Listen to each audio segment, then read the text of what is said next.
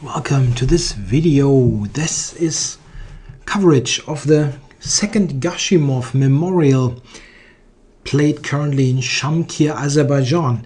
Yes, I'm doing a tournament coverage again, covering this tournament that started just today, the first round. It's a 10-player round robin and features some of the best players. We have world champion Magnus Carlsen, we have Caruana, Mamedyarov, Vachier-Anand, so Wesley. So yeah, going to mention them all in the video, so I'm not doing like big player biographies now. And yeah, I'm going to cover the whole tournament round by round.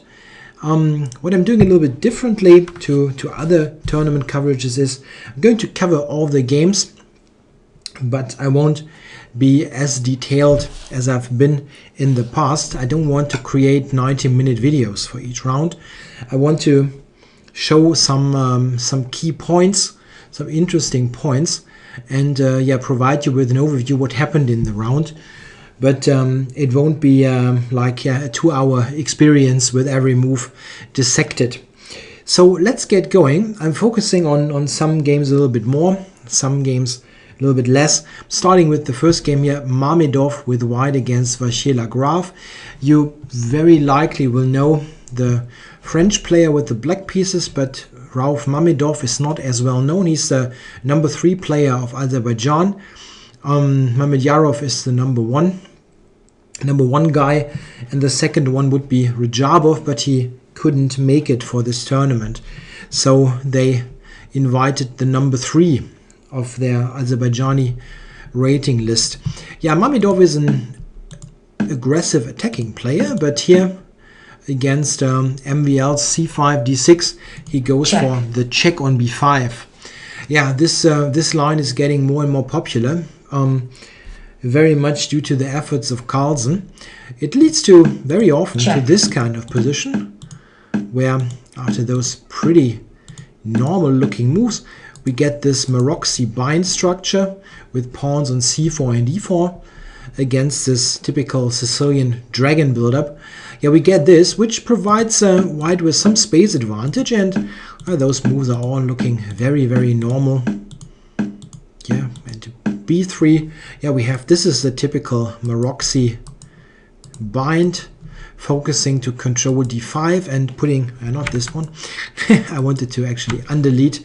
Yeah, I wanted to point out this d5 square is nicely controlled, and white is in general maintaining, yeah, a very nice grip on the position. So Mamedyarov's choice is meant to be very safe, and this is what is basically the theme of this game. He plays it safe.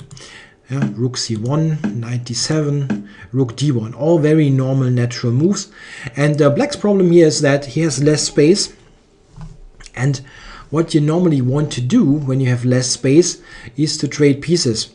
However, trading pieces will lead to simplifications, and we see what happens. Black is trading some stuff here and now goes for b5. That's an active move, attacking this bind, and white cannot easily grab stuff here. Let's say if he tries to take on b5, there's a a2 pawn that will fall as a compensation for b5. Yeah, so black is first trading some pieces to, yeah, give him a little bit more maneuvering space with this cramp that he was in, and now with b5 he's counter-attacking white structure. Yeah, and well, Mamedyarov just centralized with knight d5, and we got those trades in here, and knight b6 with a further trade. Note that black was not able to just put something on the c-file because of this neat little tactic that wins a whole rook. But knight b6 is fine. Black is trading the strong d5 knight, and after queen c7, knight d5, we even had queens off. Yeah, and if you look this endgame, it's a rook endgame, equal pawns. White has 2 against 1. This looks like a slight symbolic advantage, like you might get a passed pawn there. But black is very quick in getting his king into the game, and after a couple of more moves they continued a little bit. let's see. I'm not sure about the draw rules of this tournament, but after 40 moves, about 40 moves. Oh, here they called it a day. It is simply a total draw. The A pawn is constantly attacked by black's rook, and white is never able to push it forward. Black, however, doesn't have anything active himself. If he at one moment tries to do something on the let's say on attacking sorry, not this one, attacking the king side, then the A pawn runs. Check. And we see that it is unstoppable. Yeah, if black is checking, there's rook b1, and you won't be able to stop the A pawn from promoting. So we have a repetition there that is completely forced. White is continuously attacking the rook, and black cannot deviate. Yeah, a very safe draw for Mamedyarov. He's certainly okay with starting with this half point. He's totally new to those super top level events. I think he never played a tournament that strong. So you want to get your name on the scoreboard. A draw is certainly fine for him. Okay, let's look at the next game. And this is Mamedyarov, the Azerbaijani #1 against Fabiano Caruana, currently I think world #2. It kind of goes up and down there in the live list. Let's see what we get. We have a Grünfeld, very popular opening nowadays, and Mamedyarov goes for a bishop f4 setup. I was kind of intrigued to see that, because I was studying this line a little bit myself recently, and Caruana came up with c5. That's a very normal move against or general in the Grünfeld. You fianchetto, you put d5 and c5 out, but here this move has an actually quite dodgy reputation. It's quite interesting that he was playing it. The reason why it has a dodgy reputation lies in the line d takes c5, queen a5, which is kind of the normal move that is always played, and now cd5, knight d5, queen d5, bishop c3, bishop d2. Yeah, and here it is here bishop e6 is the old main line, which doesn't seem to work, and bishop d2, queen d2, check, queen c5, rook c1 is also very awkward. So this is the reason why this line has a dodgy reputation. But after d takes c5, Mamedyarov actually took a while there. He was probably surprised that this was coming from Caruana. Then Caruana played knight e4. And if you look at the clock times, this is really amazing. After 6 moves, Caruana had spent 30 minutes. Mamedyarov 8 minutes, 9 minutes. But Caruana 30 minutes, half an hour of his 2 hours. And we are on move 6. So if he was prepared or had prepared that, why was he taking 30 minutes for it? Knight e4 actually here is a total novelty that has never been played, and we are on move 6 in a complete mainstream opening. This is kind of a for opening buffs, this is kind of sensational that there's something like that coming. And the craziest thing is Caruana spent 30 minutes on it. This is probably even more irritating for Mamedyarov. Well, compared to if Caruana would have just played it instantly, then it's some kind of preparation, and you have to deal with it. But what exactly is the guy telling you with? Okay, I just spent 30 minutes on that. Did he just invent it over the board? It's kind of hard to believe. Okay, it's very interesting. First of all, you ask yourself, what is happening in this position? White has many options, actually. He decided to take on e4. White had other moves. Knight d5, for example. That looks very nice. Getting this threat in. But after knight a6, it turns out that black is quite okay. He will get the c5 pawn back. And he has, of course, those queen a5 check ideas all of the time. The combination of those two ideas will will regain one pawn. And very often you can base your play around this super strong bishop there. One line that is interesting is, for example, this one. Let's say knight d2. Black captures there on c5. And now an interesting idea for white is to play b4. Looks funky, but interesting. Bishop takes on a1. is one point now. If that happens, queen a1, we are dealing with this threat, and the knight is hanging. So black cannot take. He has to retreat. Bishop g3, and now black may take the exchange. It's a very, very interesting position there. I think white has excellent compensation for the exchange. It's got a pawn, a great knight on d5. Yeah, very interesting. So white had tons of interesting possibilities, even besides knight d5. There also was c takes d5. This kind of thing is also possible. Takes. If black takes the pawn, bishop d2. And again, we would sacrifice the exchange, but we have an excellent compensation here with those two advanced pawns here. Yeah, and castles would, yeah, probably, it's difficult to keep the exchange is what I'm trying to say. A move like bishop h6 is attacking the rook and threatening mate. Yeah, black might play queen a5. It's complicated. So Mamedyarov actually was faced with this novelty, and he had really ton of possibilities. I'm just scratching on the surface here. So he ultimately took there, which is quite logical because you spoil castling rights. Yeah, it is quite interesting to do a comparison here. If black instead of c5 would have played castles, which is the main move, after e3, c5, d takes c5, there is also knight e4. This is a well-known line. And the big difference here is that now in the actual game, black hasn't castled. So knight takes e4 is completely wrong in this position, as black will just regain this pawn and he doesn't have to worry about castling rights. In the game, all of a sudden, black lost his right to castle, and white is actually ready for long castling with check. Yeah, so after that, we came to this position where Mamedyarov took on b8. Yeah, he also could have played the knight, but one problem might be that if you think about this, f5 and e5 coming, then this bishop is actually not very well placed. A very interesting opening idea by Caruana. I mean, I cannot really say that this is kind of revolutionizing this line. It's very early for that, but I found it pretty interesting that he came up with such an early idea. Yeah, in the game, we got a position where black is a pawn down, but he has two bishops and he has ideas to get the c-pawn back quite quickly. And this is actually what happened. Black was getting this pawn back at some point, but white, as a compensation, let's say, or in the meantime, gained some time on the queen side. He had some play there with rook invading on the 7th rank. And well, I think that it looks like a very sensible, sound game. White had some pressure here on the queen side, but it didn't look very, very threatening for black.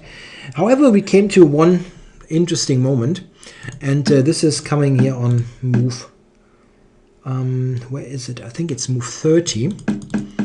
Yeah, let's just go ahead a little bit. Here, in this particular moment, after b5, the bishop here is attacked on c6, and Caruana could have put it on f3 or e4, but he decided to totally change the position. He just sacrificed his bishop. Interesting decision. Yeah, he just liquidated those two pawns and accepted a transformation to an endgame. We can see now that here this is very much forced, that we got to this position where at the end he's got, we can put this on the board, he got 3 pawns against 2. He's a bishop down, but he will get a position where white is either has to give up all of his pawns or will be settled with the h pawn, and the h pawn is the wrong pawn. It's a dark squared, yeah, this is a dark square, the h8 square, and you have a light squared bishop, which means that if we trade rooks in this, let's go on a little bit here. We had this trade. If we now would have rooks traded, the pure endgame bishop and pawn against the pure king is a draw. This funny draw where you get the wrong colored bishop, as it is called. And this is, of course, increasing the draw probability enormously. Black will draw here with a rook trade, and he will draw with simply trading off all pawns. because rook and bishop against rook is a draw. It still has to be played, but it is a draw. And in the game, we ultimately, check, after check, a while, we got to this endgame. Check. Yeah, the e-pawn is the source for counterplay, and ultimately there was nothing better for white to get to this, and this is, as mentioned, a draw. They played it out for a couple of moves, but Caruana never got into any trouble. I don't know how long they played it actually, till move 90, so they didn't go the whole way here, almost 33 moves. Yeah, on that level they simply hold the draw. And it was with increment time. After 60 moves there, they get an increment of 30 seconds. So there wasn't a danger of anyone losing on time. Yeah, this game was interesting due to the opening novelty. Mostly this early opening novelty is kind of into gearing, that you have a novelty on move 6. I don't know if this stands or not. Kind of interesting is also that Caruana spent 30 minutes there. It's quite surprising. Okay, so next game. Let's go to Kramnik with white against Mickey Adams. We have knight f3, d5, and after g3, Kramnik is kind of insisting on that nowadays. He plays this setup quite often. Adams is opting for a very classical approach. He just treats it like a Queen's Gambit decline, let's say, and puts in those moves: d5, e6, bishop e7, knight f6, preparing to castle. He's not opting for something where the bishop is outside of the pawn chain, which is also quite often played. Here you get a King's Indian attack, a Reti or the Catalan, and it's the Catalan in this case. Kramnik is of course a well-known specialist in this opening. Yeah, here Adams goes for d takes c4, the absolute main line of this, where white now has a big choice. He can play queen c2, a6, a4. He can take on c4, or he can deviate right on move 7. Queen c2 is by far the main line. Okay, software is lagging a bit. Queen c2 is by far the main line, as I just put on the board, but there's also the move knight e5. And knight e5 was played by Kramnik. Knight e5 is an interesting alternative for people who prefer a very straightforward, concrete approach to the game, because it basically forces black to do something that is leading to very, very concrete play. The thing is, white takes on c4 with the knight if black is just doing something very, let's say non-committal. If black is doing something like that, let's say, we will take and we will enjoy this great bishop all the time. Black is simply under pressure in this position. He has huge problems to develop the bishop. So black is here in this position. He's in a higher sense almost forced to play the move knight c6, which looks kind of weird at first, but it is definitely the main move and the most popular one. Black is sacrificing a pawn there. White can take the knight here in two ways: bishop c6 or knight c6. Bishop c6 was played by Kramnik. After takes, knight takes, we fork those two. Queen e8, takes, takes. And this is the position that is key for the whole variation here. White is, after knight a3, queen a4 is the alternative, trying to get the pawn back and just have one extra pawn. Yeah, that would be very nice, but black has a bishop on c8, later coming maybe here, and white doesn't have a fianchettoed bishop anymore. So it's a situation where the next couple of moves are very, very important to see if black is getting compensation for the potentially lost pawn. He played c5, however, and counter-attacked the d4 pawn. Rook d8 is an additional idea now to put some pressure here against the queen on d1. dc5, queen takes, bishop e3 with a tempo. Yeah, this is a known position, and here the moves queen b4 and queen h5 both have been played before by absolute top level players. Especially important is the move queen h5, because this was played in the game Kramnik Anand. So this was no surprise for Adams, let's say. If it was a surprise, he didn't prepare properly, and he definitely had this on the board, I'm pretty sure. He went with queen to c6, also relatively quickly played, and rook c1 was Kramnik's move, bishop b7, f3, yeah, should avoid mate, bishop a6. Yeah, and now we see, okay, what is this? Is this something for white? If white wants to have something here, he has to play exactly as Kramnik did. He took this pawn on c4, relying on bishop c4, queen d4, getting the pawn back. That looks really nice. White is getting this this bishop back, and at first you think white might keep an extra pawn, but black after rook c8, b3, queen a6 will actually regain a pawn. He will get the a2 pawn. And now Kramnik played king f2, covering the pawn on e2.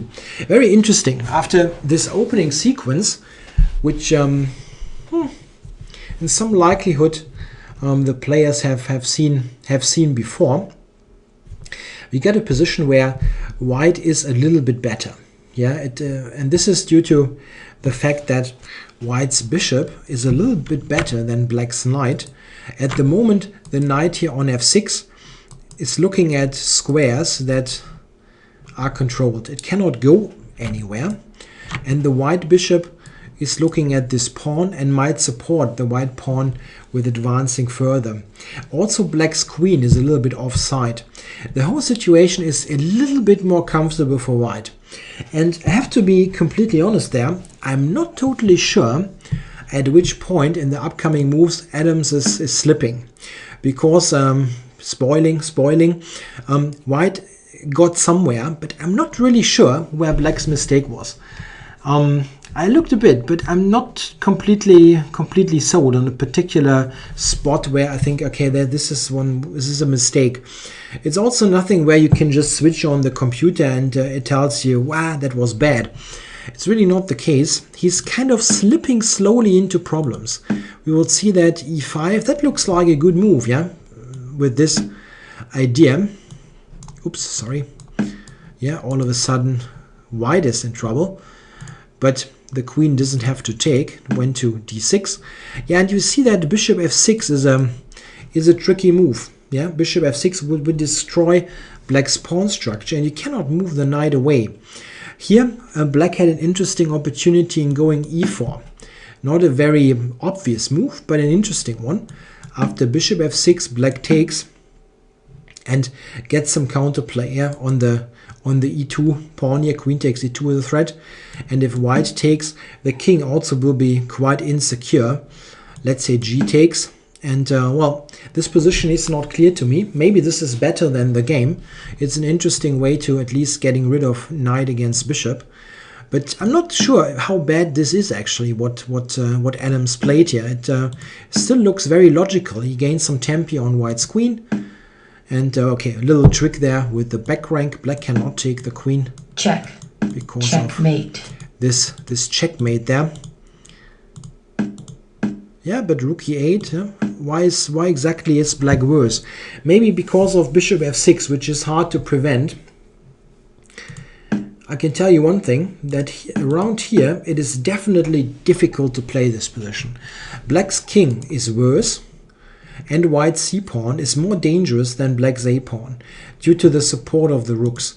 So white is combining now this 7th rank play with the c-pawn.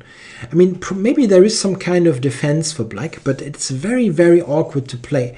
Note that they have here, I mean, Adams on 9 minutes, Kramnik on 10. They play without an increment in the first 60 moves. So this is pure time trouble, let's say, yeah, 12 moves. 9 minutes. It's not like super hectic, but don't think Adams is getting 30 seconds per move. He just has to play this with exactly the 9 minutes there. Maybe here queen b2 was a better defense. That's possible. Trying to play it like that and have the a-pawn as an option. I mean, white can always kind of check black. Yeah, this kind of, yeah, trying to operate with threats. Yeah, like this. And trying for this. But black has counterplay with the a-pawn. Maybe that was a better option.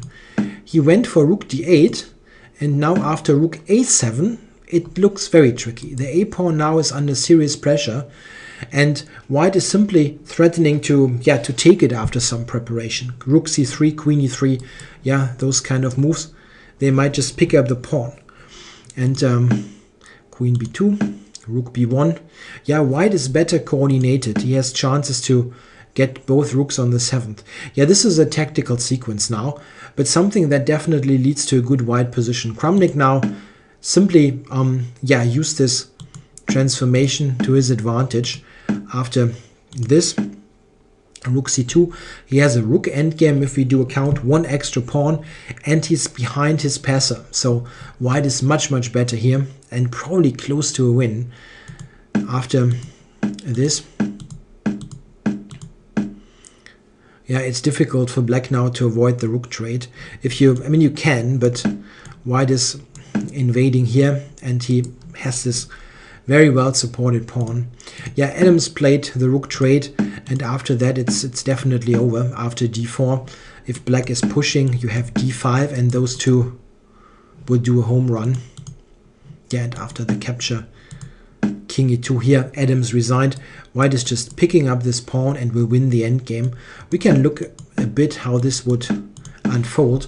If here black will have to move the king or the rook at some point. He's running out of moves, and then he can play this, but after h4, you now have to do something, and whatever you do with the white king will invade, or the rook will have to allow the white pawn to be pushed. Something like that is a very simple win. Black is running out of moves, like this, and white is picking up everything, as you cannot move the rook or the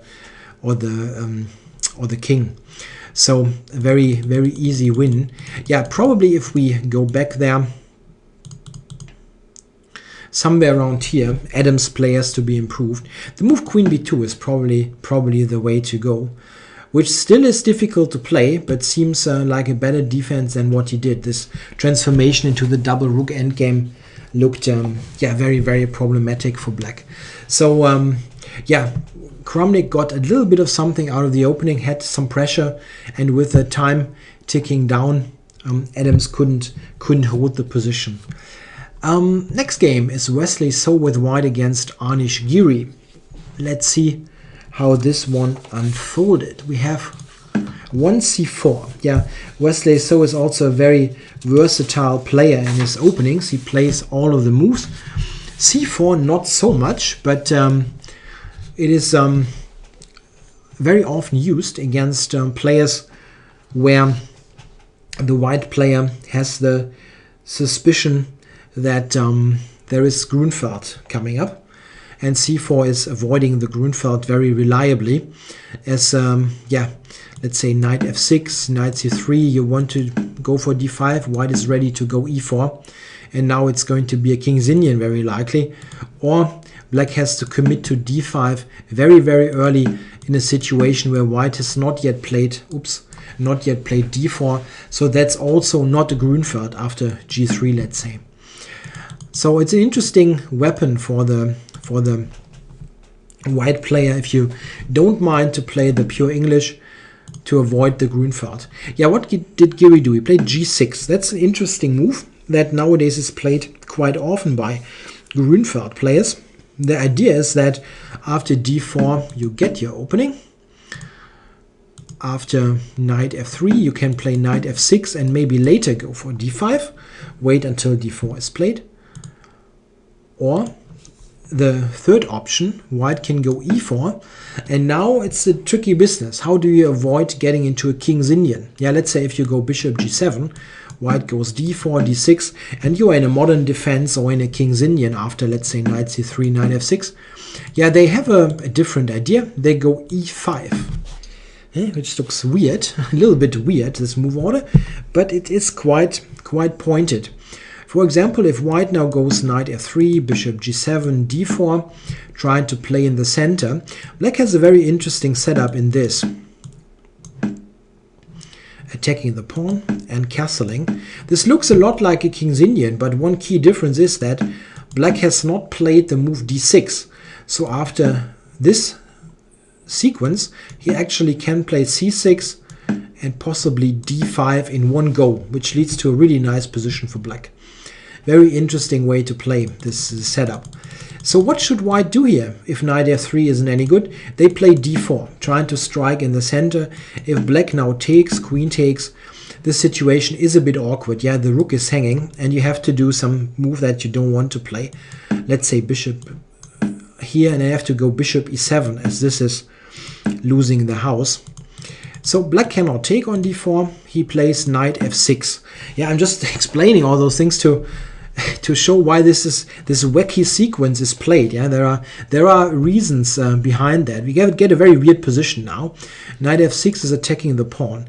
The normal move now, most common move, is knight f3. It looks kind of logical. Yeah, we increase the pressure, and after takes, white goes e5. Interesting.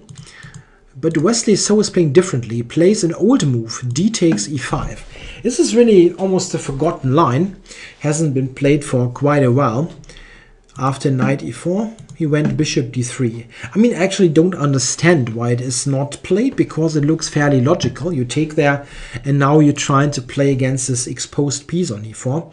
Yeah, Giri here went for this check.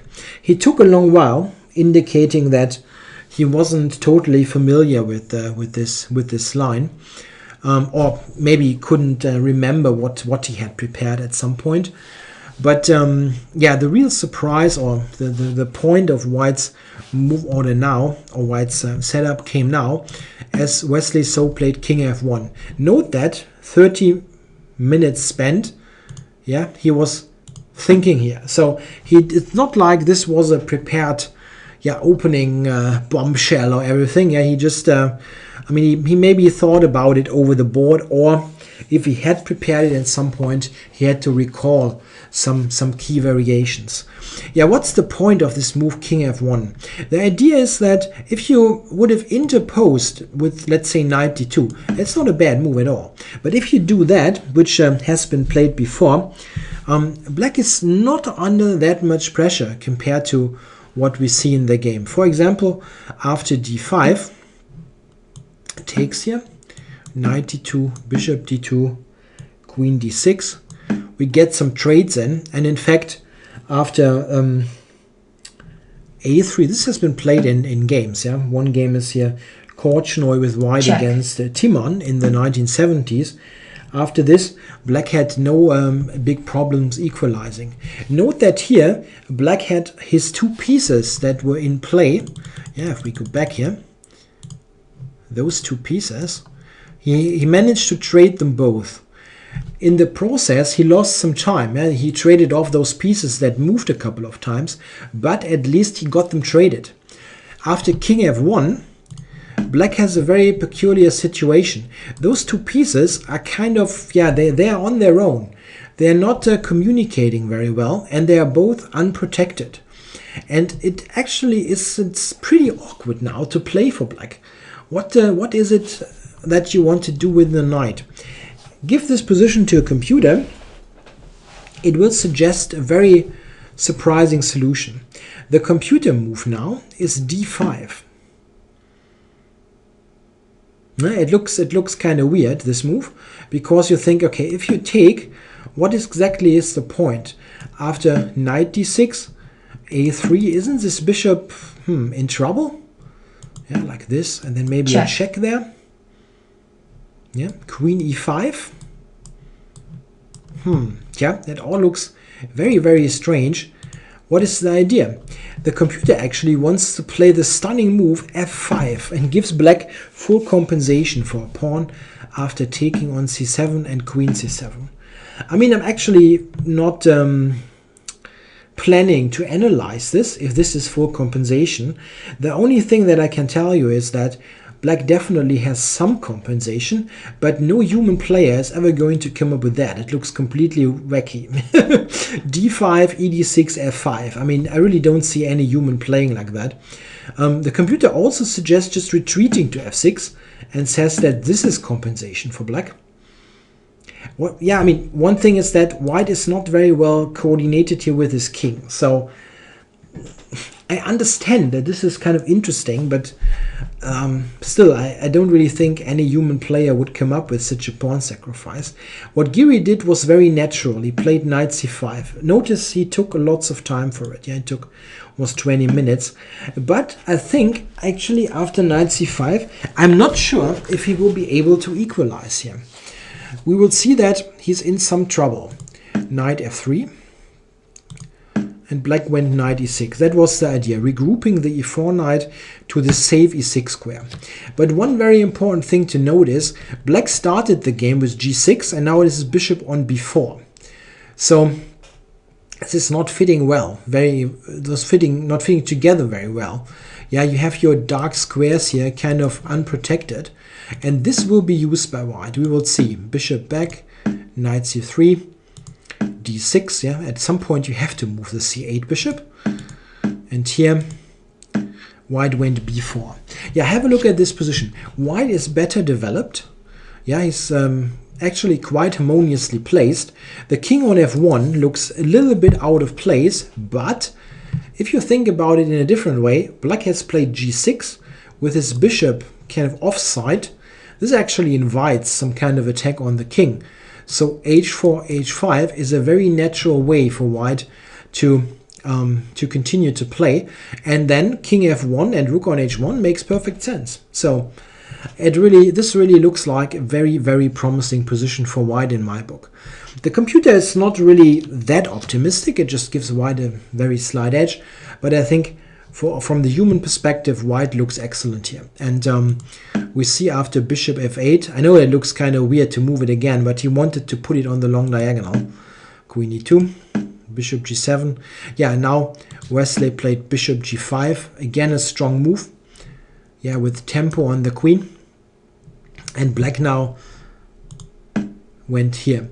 It's difficult to suggest something else. If you go queen d7, let's say, rook d1 is hitting. Very, very awkward with the rook lining up there. If black takes the knight, white is just attacking the queen. And well, where is the queen supposed to go? If you go to c6, checkmate. That's early dinner, right? So you cannot save the queen here even. Very tricky business. So black had to go bishop f6. And now the trade. And queen d2. Yeah, white is better developed, he has more space, and he has some attacking chances on the dark squares. Not very nice, this position. Black went with castles. Rook e1, that looks normal, getting the rook into the game. Queen d8, yeah, it looks weird to put the queen back, but I think Giri figured that knight e4 or knight d5 was in the mix anyway, and so he's retreating the queen before this attack happens. And here what black is doing is actually quite useful. He attacks this bishop there so that white is not able to quake queen h6 check due to the hanging piece. Yeah, white felt inclined to play rook d1. Yeah, first rook e1, then rook d1, but you really want to have this possibility, and black has to be on the lookout for that. He went a5, trying to create some kind of counterplay, but white wasn't really worried so much. h4, that's very logical. Takes, knight d7, and now the move h5 is hitting. Yeah, a very, very nice attack. Knight f6, looks very normal. Yeah, here the computer is giving a flat out tactical win, but it's not so important from the human perspective. I mean, the move queen c1 is the computer suggestion, threatening bishop g6. This is from a technical point of view even a little bit better than Wesley So's move, but the move that he played is perfectly fine and will ultimately win the game as well. This is very strong though. Black has a really hard time to defend against the bishop's g6 idea.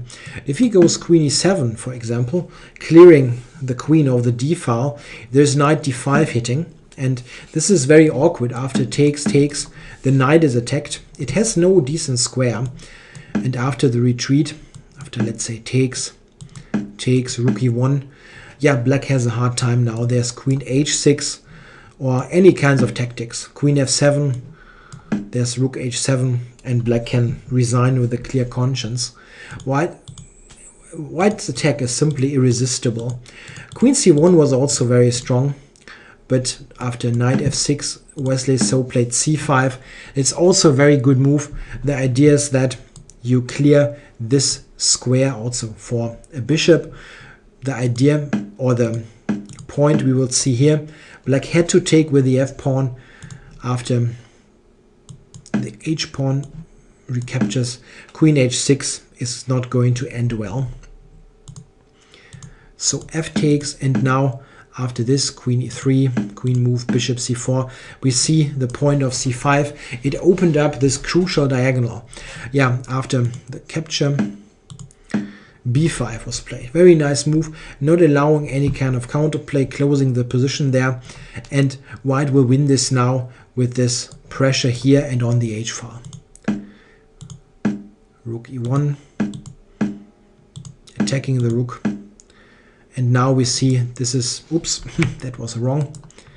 e6 is the center of attention. White's pressure is far too big there.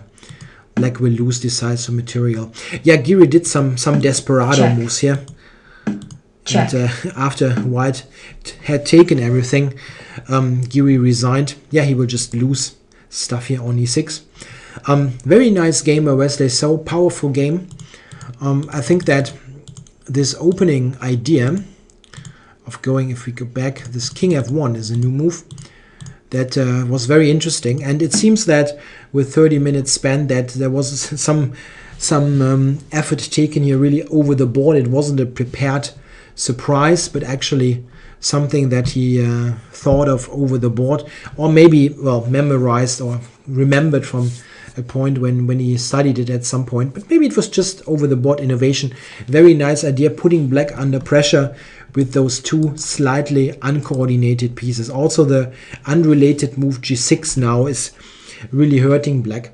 If d5, this kind of idea that the computer is giving, if this is really the only completely satisfactory reply that black has, then king f1 is a genius idea, simply because this is so inhuman. Nobody's going to play that. I really don't see that happening. So very nice game, very powerful display. Black had problems out of the opening. I'm not completely sure where it went totally downhill, but right here it is already unpleasant, and I think it was a case where those problems kind of piled up, and at some point Giri couldn't defend. Okay, let's look at the fifth game, and this is the duel of the now I have to be careful. Kasparov is world champion 13, Kramnik is 14, Anand 15. Between the 15th and the 16th world champion, Vachier-Anand with white against Magnus Carlsen, the reigning world champion. Let's see. Vichy is going with e4. Slightly surprising, as he had played d4 of late. Mostly, almost exclusively, but of course he's been an e4 player all his life. And the first slight surprise is coming here, as Carlsen goes for a6. It's not going for the Berlin Wall. Okay, so what do we get? Aha, is he going for a Marshall? Yes, he is. We got a pure Marshall attack. Surprising. Not an opening that Carlsen is known to play a lot, if at all. I mean, maybe he certainly has played it sometimes, but it's not an opening, a main feature of his repertoire. He usually plays, when we get there, he usually plays the Breyer system there. He has played it against Anand a couple of times, for example. But here we got the pure Marshall. And it's actually quite, not a surprise, but, well, Anand allowing it is not something that you see every day. He has played his share of anti-Marshalls as well. Okay, so we get this pawn sacrifice that quite often gives black very, very active piece play in compensation for the pawn. That often is enough to get the pawn back or really get a strong attack. This is one of the rare lines in chess where black right off the bat can get a very strong attacking game. So let's see. d3 is played. Nowadays probably the main move. The old main move here is d4 and something like that. Yeah, where black is attacking. I'm drawing terrible arrows.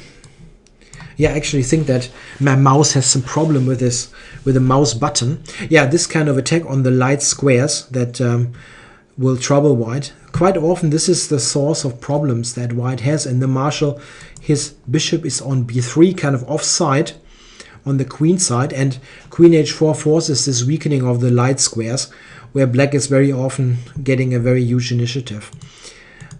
Anand played d3, however, bishop d6, rook e1, and here is an interesting point. Black here can play queen h4. That's the old move. Queen h4, g3. Yeah, note that white is not able to play slowish stuff like h3. Yeah? He's getting completely annihilated then.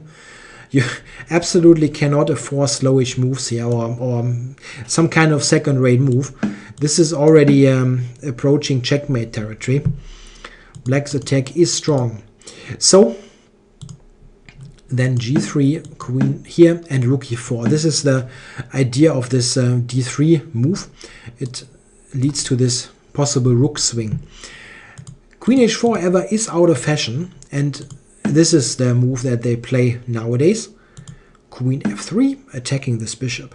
Yeah, and now look at this position. What would you play here? Yeah, if you are not an expert on this opening, it's an interesting moment to just pause. Black is nicely developed. What kind of moves do come into consideration? Your bishop is hanging. Black actually has tried a couple of moves. One move, for example, is rook e8, using the back rank. Yeah, f5 bishop is not really hanging due to the mate threat on e1. That has been played. Also, still, queen h4 has been played. There's also queen f6 that has been played. Yeah, funny, and really a ton of moves. Queen f6 is the latest, let's say, fashion, or what they mostly play. But this has been played like 100 times, and Carlsen has a novelty. Bishop g6. Aha, a new move at this relatively early stage. Move 14, you would say early. Well, for the marshal, that's early. Yeah, in this opening, you sometimes get novelties on move 30. So, move 14, we got the new move in. Bishop g6, not illogical at all. We just put the bishop on g6 and say, okay, I'm so nicely developed, I don't care what you do. What are you doing exactly? Yeah, and now Anand was kind of puzzled. He didn't have this on his radar at all, and took a long time, and then opted for a very safe continuation. And to be honest, when I saw that, I was thinking, okay, this is going to be a quick draw. It wasn't. We see Anand took there on d5. It took a long time to do that. This is a very principled decision, as it transforms the game quite dramatically. White, of course, had other moves. He could play knight d2, let's say, and well, then rook e8 maybe. I don't know. It's tough to analyze, and I really cannot do that now. This would be reinventing the martial theory here. Let's say it's far more complicated then. White keeps stuff on the board. Anand took and played bishop f4. Of course, he cannot take. Yeah, we should mention that. Check. Blundering the queen. He went with the capture and now played bishop f4. That was the idea. He wants to trade it on d5, and now bishop f4, further trading down. If now black is not very circumspect and just takes, he's landing into a very unpleasant position. Queen takes, bishop takes. Yeah, he has regained the pawn, but have a look at this structure. The d5 pawn is isolated, and white via b3 or f3 will get the knight on the dream square d4. And black's bishop, the light squared bishop, is not a very good piece in this kind of structure. It kind of looks into thin air. You can put it on g6, it's not attacking anything, and it's much less powerful than the knight on d4. So that's not a good idea, getting the pawn back like that. This is pretty clear. Black never would go for that. The real deal is something else. Black went d4 and pretty quickly played by Carlsen. Black is simply ditching this d-pawn and in this way getting a favorable transformation of the pawn structure. How is this working? Yeah, white now took on d4. That is quite clear. And bishop b4. That's the idea. Bishop b4 now is possible as the c-pawn has left the c3 spot. We attack the rook. Yeah, and white, yeah, knight c3, yeah, what could be more natural? Went with this developing move, and Carlsen captured on d4. So he got one of the pawns back, and we see that with his bishop pair aggressively pointed to c3 and d3, he should be able to get his pawn back. Anand now played bishop e5. And here we come to a very critical position of this game. Have a look at the clock time. Yeah, Carlsen has spent 11 minutes up to here, which basically means he's in preparation. Yeah? Maybe he, drank some orange juice, took a small walk or whatever. But it seems that he still should know about this position, especially considering that if you see that he played this, sorry, that was a bit much. He played this novelty on move 14. The white continuation here is kind of the first thing that you check, because it's very principled. Taking their bishop f4, yeah, he absolutely must have had this position in his preparation. And now he played the move queen to d7. First thing we should check is, why is he not taking the pawn? Yeah, note he took a couple of minutes there, right? It's not like he just plays what he knows. Queen d3, that is the most obvious move. First I was thinking, okay, well, there has to be some kind of glitch there, some kind of hidden drawback. Maybe glitch is the wrong word, but there has to be some kind of problem with the move, but it doesn't seem to be the case. The only thing is that when you look at it and you don't know it, it looks a bit awkward in some lines. Let's say white plays rook e3, queen c4, knight d5. This position looks really awkward because black is a bit uncoordinated at the moment. Yeah, the knight is attacking this bishop, so the queen is in a bit of an unstable spot. It always has to keep the bishop protected. Also, you think sometimes of those checks that are possible, or knight f6 check. So this position looks a bit shaky, but it seems that if you want to believe the engine, and I tend to believe the engine in a very open position like that, there is nothing going on. It just says 0, yeah, or 0.1 or something.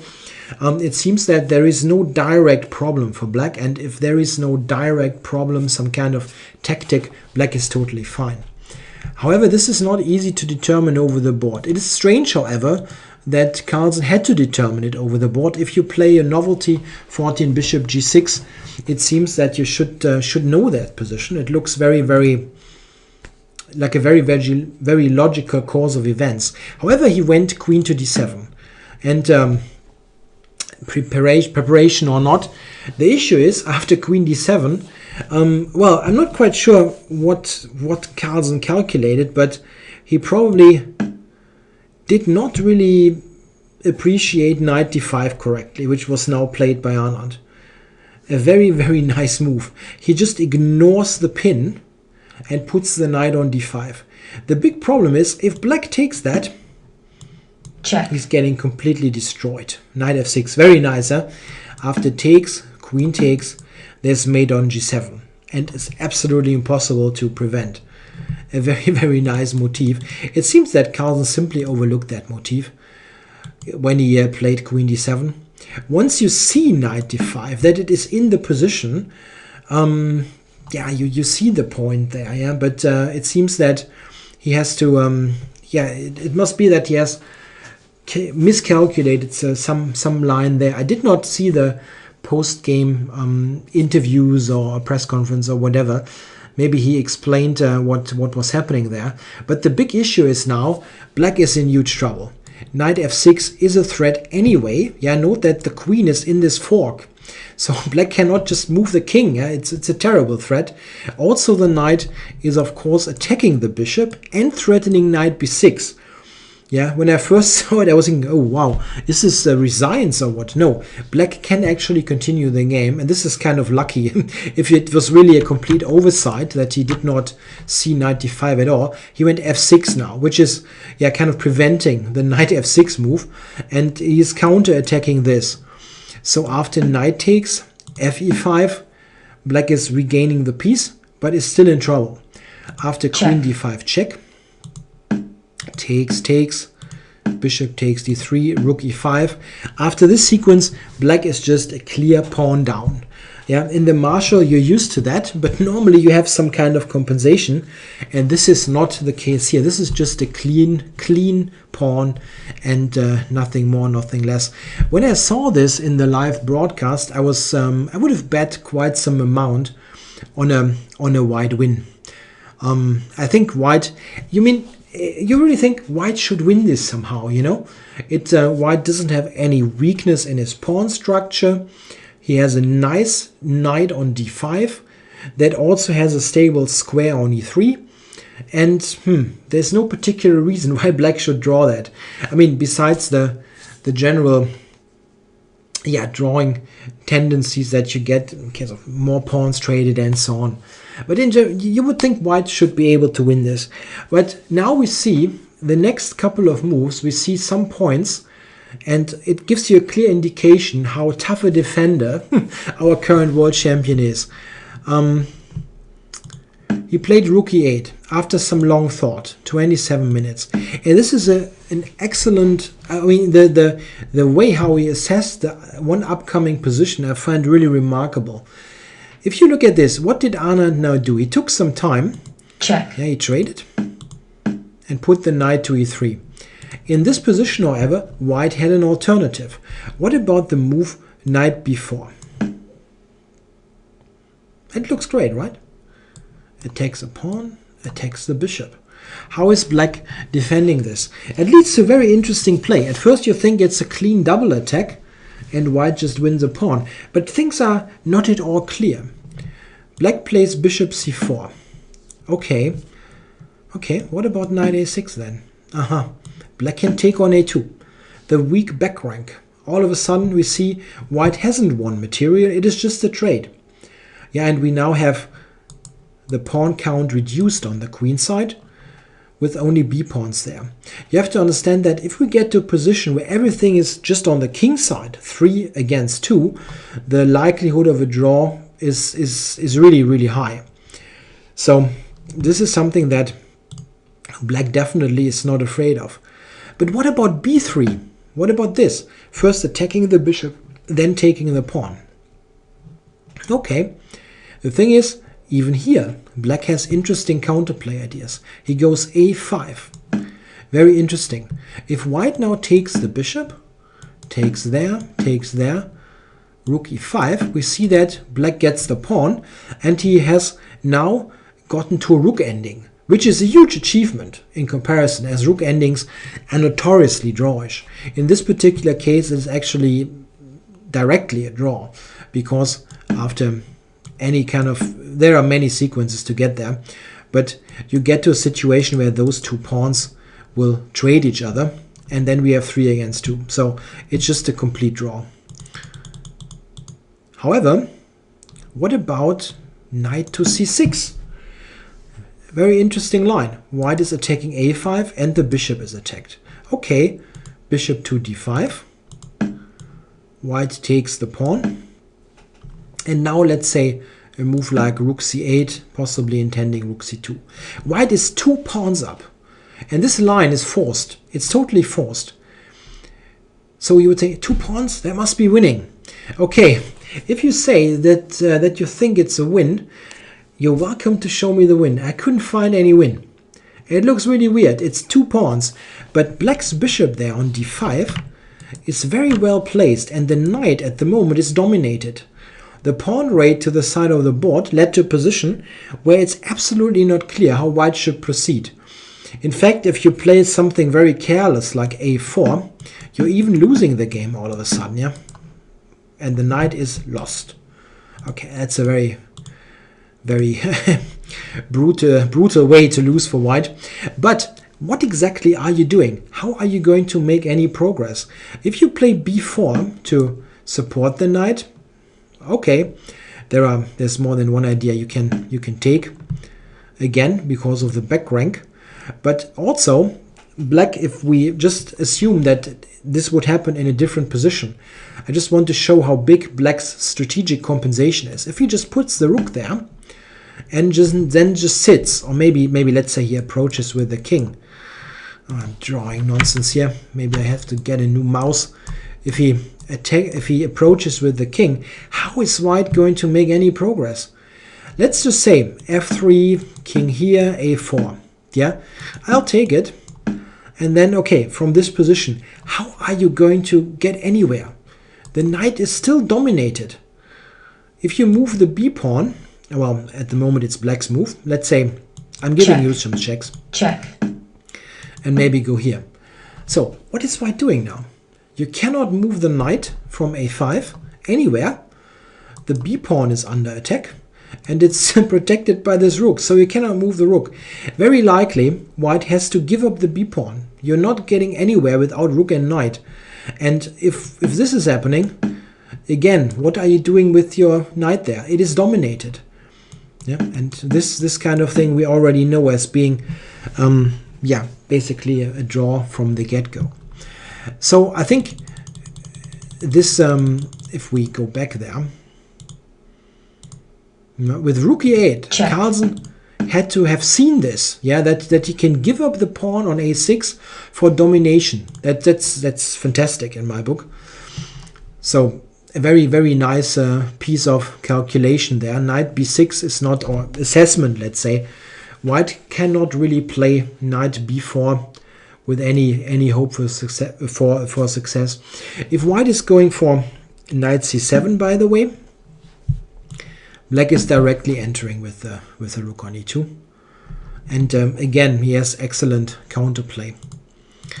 Yeah, Anand just went knight e3. He played that quickly, probably having decided on that when he took on e8. Rook c8. Yeah, note that the knight is also covering the c2 square. When I saw this endgame, I thought, well, okay, come on, this should be a win for white. But we see in the next couple of moves, and I think we're dealing with fairly logical moves from both sides. We see in this process that black put this pawn on b3, and the idea is that you're basically upping the stakes a little bit on the queen side. Whenever you get the b pawn in some kind of trade, your b3 pawn will be dangerous. So you're pushing your candidate forward, let's say, with the pawn coming to b3. Now white has this problem. He cannot so easily move his knight. Yeah, if you, I mean, what did Anand do? He played king g2. But let's just say at one point you want to move your knight. I mean, at this particular moment it's possible because of this mating idea there on d8. But whenever you move the knight away, you have to be alert that rook c2 is not coming. All of a sudden attacking the b pawn. Yeah, Anand first strengthened his position. Yeah, those little moves do help improve. I have to admit though that now we're coming to the part of the game where I'm a little bit stuck because I'm absolutely unsure how to improve on Anand's play. I'm going to spoil it right away. It ended in a draw. Carlsen actually managed to hold this position. We can do it like that. Let's look at how it was played and then we can try for a possible improvement. Yeah, white was going for an invasion there with knight and rook. It looks completely logical. Check. Yeah, on the 7th. I mean, black looks completely in the ropes, but somehow it still kind of holds. King back to g8, covering f7. Check. We had some repetition there. And then Anna was going for knight d6. Bishop went here. I can tell you the moment when Anand spoiled it to a draw, let's say, but I have no clear improvement that wins. This is the catch.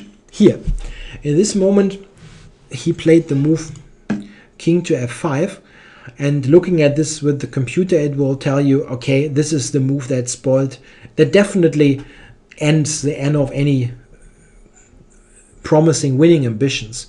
But I have no clear-cut way to improve. Let's just say what happened.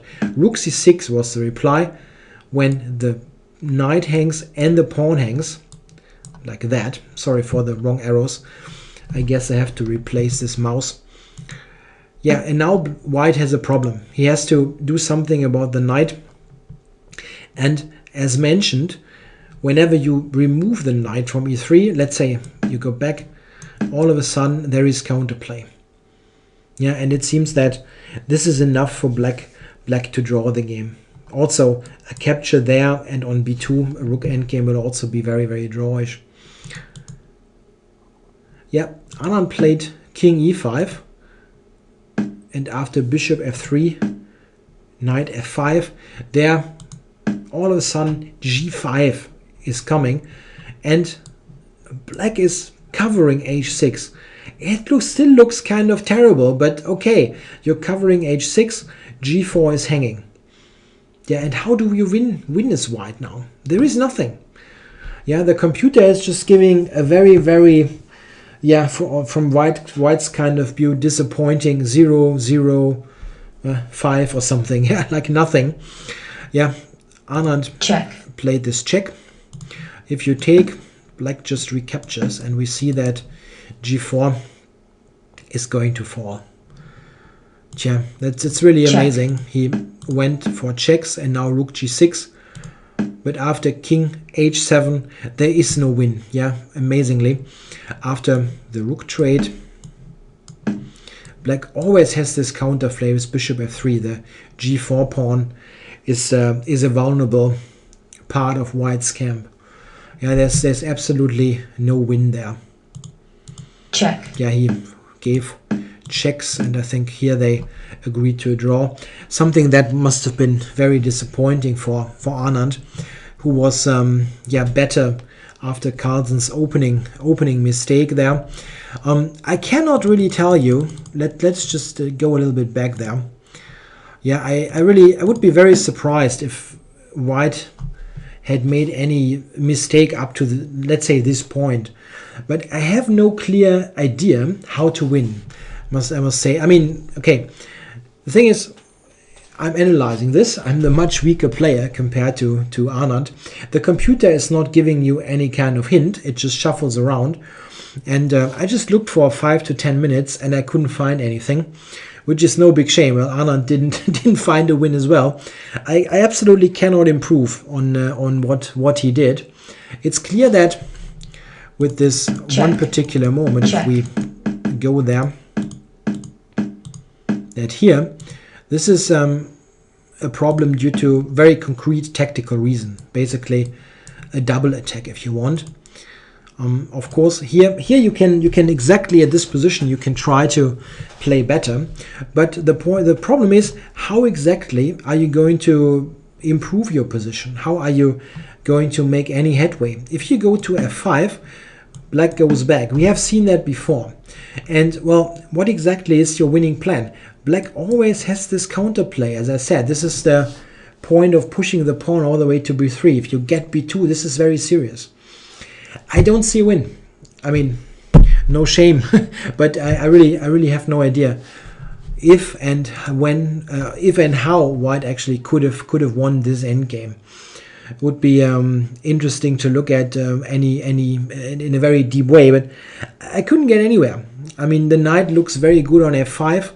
It's difficult to improve on that. The computer in some lines, actually, if we go back a moment, the computer sometimes suggested ideas with putting the knight there, the idea to play it to g6. Maybe this is an idea, but if you go rook back, what exactly is the point of it? Not sure. Maybe king g3, f4, f5. Maybe this knight h4 idea is worth considering. If you go rook c2 and trying to attack this, bishop g6 was the idea. But even here, let's say black plays bishop e8, rook pin, king f7. How is white going to win this? The b pawn is falling. It's tricky. It's absolutely not easy at all. Maybe you find some winner or some analyst who is able to invest more time, but I couldn't. Certainly, as mentioned, kind of a disappointing finish of this game for Anand, and very close call for the world champion. Okay, this was the first round of this tournament. It, again, as usual, got a lot longer than I wanted, but I hope you enjoyed this round 1 coverage. I'm back tomorrow with round 2. Thanks for watching.